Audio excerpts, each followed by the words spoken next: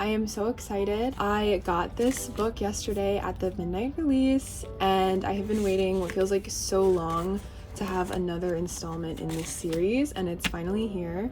My friends and I actually attended the release at a Barnes & Noble in the city, and so they had like all these like activity sheets and things for us to do, which was very cute. And then at midnight there was a countdown and we all lined up and got our copies. There was a huge line and the event was completely sold out, which I thought was really cool. I had never been to a midnight book release before. Lots of movie premieres, but never a book release, so that was super exciting. It's like a pretty substantial copy. I'm not sure how it compares to the other books. It's definitely longer than like the first Hunger Games book, but I'm not sure how it compares to say like Ballad of Songbirds and Snakes, but I'm hoping honestly that it's longer than all of them because I always love to get like more Hunger Games lore and history. So any book that she writes about any character in that whole universe, I'm gonna read no matter who it is, and I'm so excited that it's haymitch this time around. I've read the first 2 chapters, so to the point where, you know, haymitch has been reaped. Like the feeling of reading the lead up to the reaping scene is still so suspenseful. Like it still feels the same way that I felt when I read it as a teenager. She definitely has like captured that like specific anxiety feeling, and it's well and alive in this book. We know a bit of haymitch's story, but not a lot, so I'm very curious to see where it goes. There have already been some familiar names mentioned in this, which is really cool. I love to kind of get backstories of some of the people that we hear about in Katniss's story when they're already adults, like hearing about them as kids. Yeah, I'm very excited to see how the rest of the story pans out.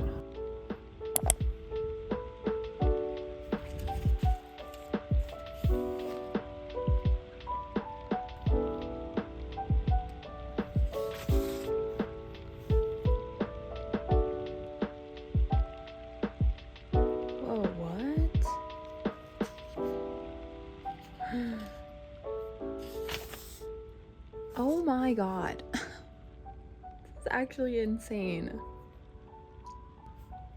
I'm reading this in the actor's voice for sure. Like I can just see him saying this.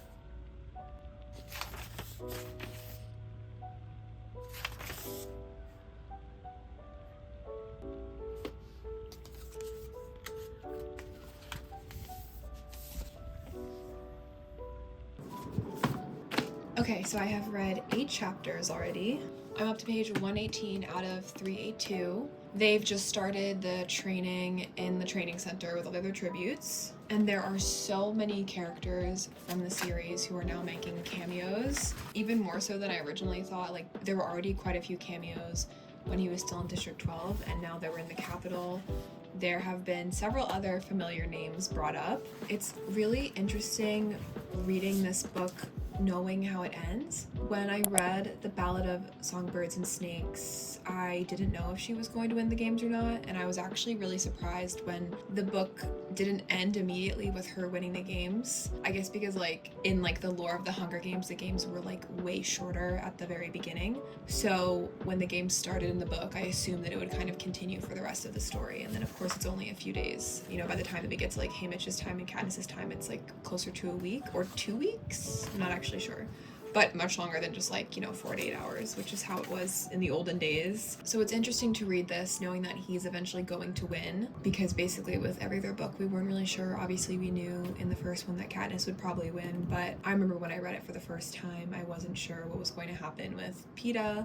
and obviously I had no idea that the Quarter Quell was going to happen when I read the second one, so it's very different to already know what's going to happen, kind of. And then of course when the Hunger Games was first having its moment in like 2012 and everyone was making those like fan versions of it on YouTube, someone made that like really infamous haymitch and Maisie video on YouTube that has like a ton of views. That one is stuck in my mind, and I'm kind of seeing Maisie with that girl's like hair and the braids. It's still so vivid to me. So he's just started training. One of the girls from District 12 has just been killed in the chariot crash, and we've met his mentors, who are Mags and Wyrus. That feels like a late game addition to me. I haven't read Catching Fire in a very long time, so if he mentions it in there, then I've forgotten about it. But in the movie, he says that he feels bad when his peers get reaped again for the 75th Hunger Games, and he comments about how he, likes Mags. But I had no idea that it was because Mags and Wyrus were his mentors, and then he meets Beatty in the training area because his son is reaped, which is a whole other thing. But I do feel like that was probably added afterwards, just to kind of like spice it up a little bit. But I'm fine with it. I think like retcon stuff is honestly can be done really well. I think she's doing it very well here, and like it's definitely like a little bit more exciting than creating a whole new character. And like we want to hear about those characters anyway. Like the whole purpose of us reading a haymitch book is because we want to know more about him and like people his age, obviously. So like I'm not mad about it. I just think it's like an interesting choice to have those two be the mentors, and then the fact that Beatty is now in the training area because his son was reaped and they basically reaped his son as punishment is an insane backstory that I did not expect. Really took me by surprise. Horrible, but they're disgusting. I really hate like how little they're giving the District 12 tributes. I'm getting really offended on their behalf. They're being so mean. They're giving them like the worst chariot, and their stylist sucks. And he's giving them like these old outfits that people have worn a million times. He doesn't ever give them interview outfits. He sends them out in their black training outfits. Like, oh my god, I'm getting so pissed off. This is where I'm at page-wise. Kind of coasting through it. It's like a really quick read so far. I honestly wish this was like double the length. And also, I'm very interested to see how much time we actually spend in the arena in this book. I might be misremembering, but I feel like in the first Hunger Games we spent a lot of time during the actual games. So I'm wondering like how much time we'll spend in the games in this book. A lot of names to remember because there's 48 kids. So yeah, very cool, very cool.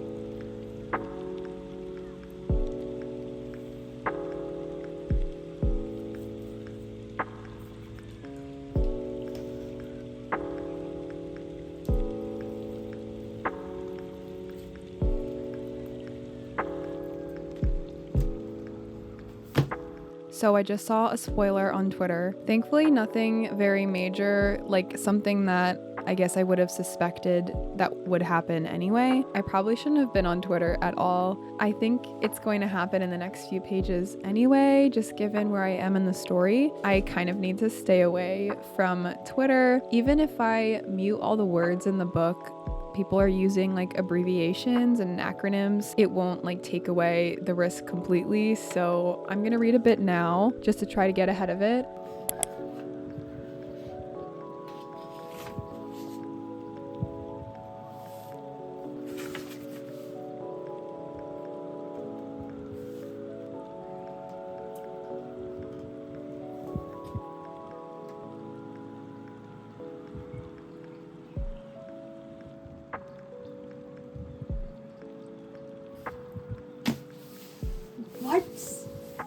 What? Okay, so I just read from when haymitch is brought into Plutarch's home up to the first chapter after we see the body double. This is actually insane. I cannot believe that they have a body double of Luella who looks just like the original one. That is so creepy, and it's so interesting to have haymitch interacting with Snow in this way, seemingly like so early on in this book and like in his story, and they're interacting so casually. I'm intrigued by the fact that he's basically doing the same thing he did to Katniss in Catching Fire before the Victory Tour, where he was like, if you don't make me believe that you and Peeta are in love, I'm going to kill you. And now he's basically saying to haymitch, I'm going to kill you, but you get to decide how horrible it is for everyone to see. There are a lot more valid references in here than I thought. All of Snow's kind of monologue or memories of 12 are being brought up, and haymitch doesn't know where they're from, but obviously we know. And she knows about the Covey, obviously, because of Lucy Gray, so that's all like speckled in there. I've now officially gotten a chapter into part 2.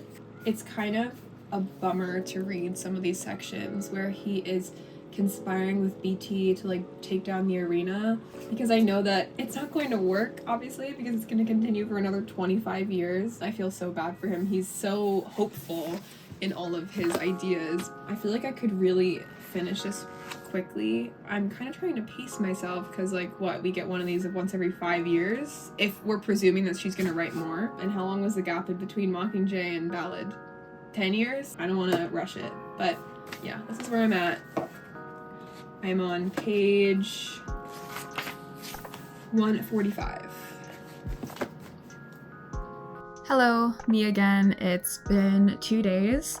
I have read a decent amount more.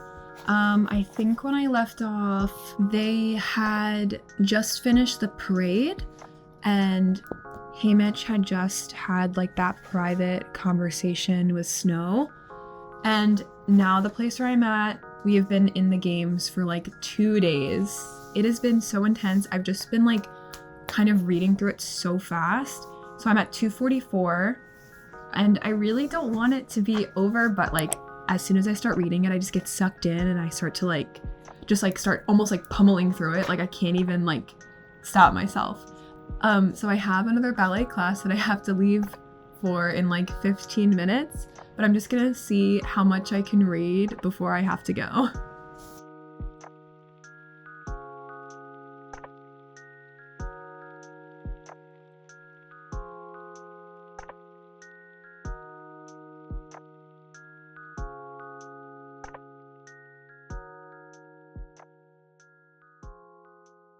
Okay, I got up to the aftermath of him blowing up the water tank and the volcano eruption. Ugh, the squirrel death scene was so horrendous. I do feel like I remember like reading about the 50th quarter quell somewhere in the books about how everything was like super beautiful but also really evil. I just don't remember where I actually read that. But now that I read the section about like the squirrels and the deer, I do remember how like everything was poisonous. It's so interesting just because in the first Hunger Games, we get like this very, what seems like kind of basic arena. We're just like in a forest, and the only like really threatening things are the tracker jackers and then the final nuts. But otherwise, like it's a pretty almost like a normal setting. So it's interesting like how grotesque this is and how it just seemed to be like so scaled back for the 74th games, and like how like truly bad this is. I'm just getting more and more bummed out as I read it, but the whole time I'm reading it, I'm just so tense.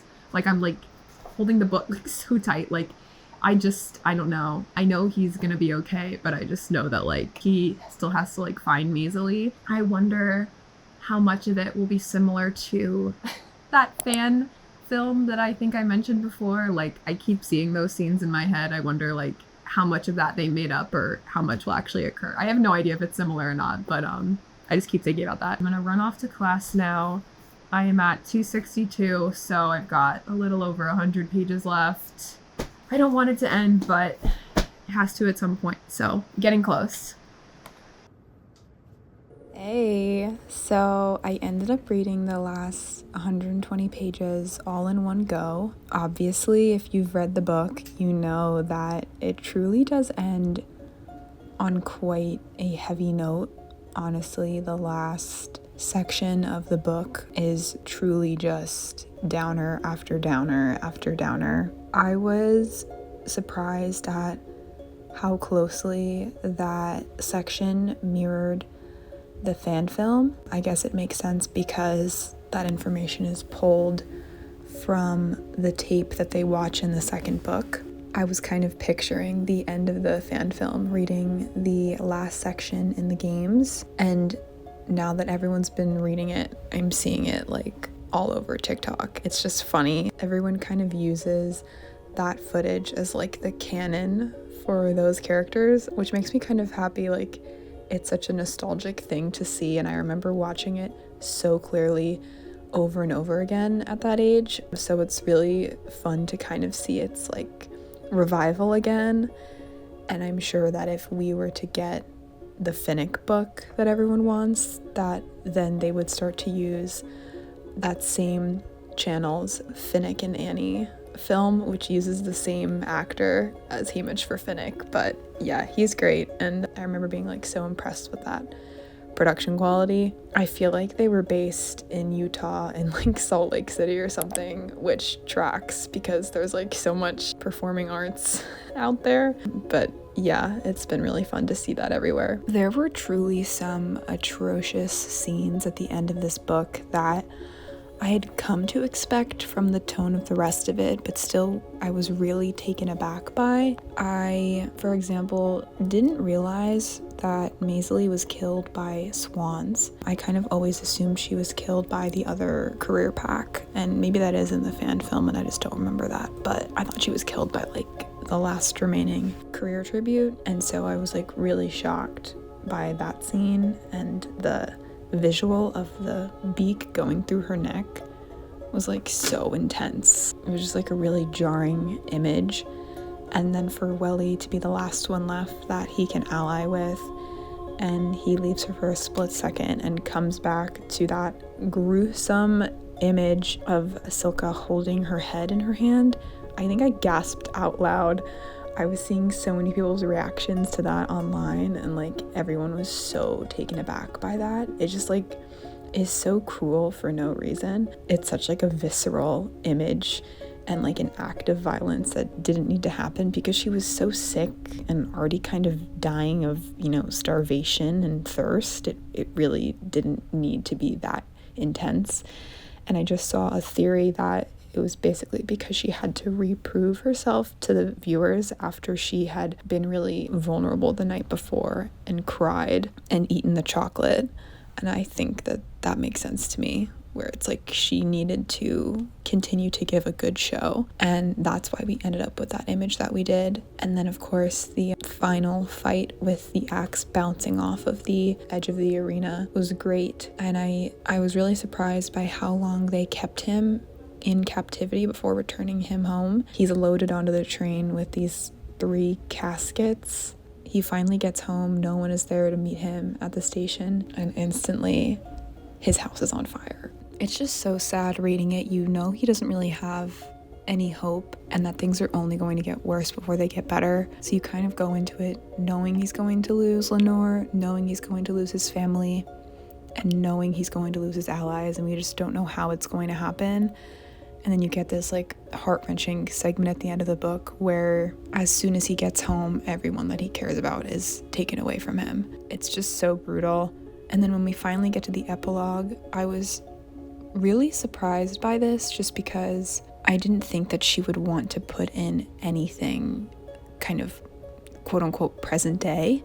I thought it would really stay locked into his past the way that she did in Ballad. And I was so shocked turning that last page and seeing an actual line from Katniss. I was like, wow, when was the last time we had heard from her? You know, when the last book came out in 2010? That's so insane. It was surprisingly emotional for me seeing their names written on the page and getting dialogue from her because it's from Suzanne, so it's canon and it feels much more real and heavy. In my brain, I'm like, yeah, you know, this actually happened. And it's so strange to kind of have her back for a second and to basically be getting new lines from her in 2025. I never would have imagined back then when I first read the books that I would be 15 years in the future and still learning more about her, still hearing from her. It was a really cool moment to have that on the last page. This is who we started this story with, and it's cool to be able to come back to that and have something new so many years later. And it didn't really feel like, you know, an over-the-top fan service moment or retcon. It felt very real and grounded because it's just like a small moment, but it like really makes sense and still keeps with the tone and the weight of the rest of the book. So yeah, that was my experience reading it over the last week. I'm kind of bummed out that it's over. If in my perfect world this book would have been about 600 pages just so I could stay in it more and like have it be new for longer. Like, you can only read something for the first time once, and eventually, you know, the well's gonna run dry, no pun intended, and we're not gonna have anything else come out of this world anymore, and we don't know when that's going to be. So I was hesitant to finish it when I did, but I like physically couldn't stop myself from just like tearing through the pages, needing to know what happened. I really hope it's not the last book. A lot of people have been speaking about how, based on the pattern of the trilogy, that we might get a rebellion book next, focusing on the very beginnings and the dark days and all that, and that would be amazing, but I just don't know how realistic that is, and if anything else is going to come after this. I do really hope so, but for now, I'm still just so grateful that we got something new at all. Even the original new book back in 2020, Getting Ballad, was such like a welcome surprise, especially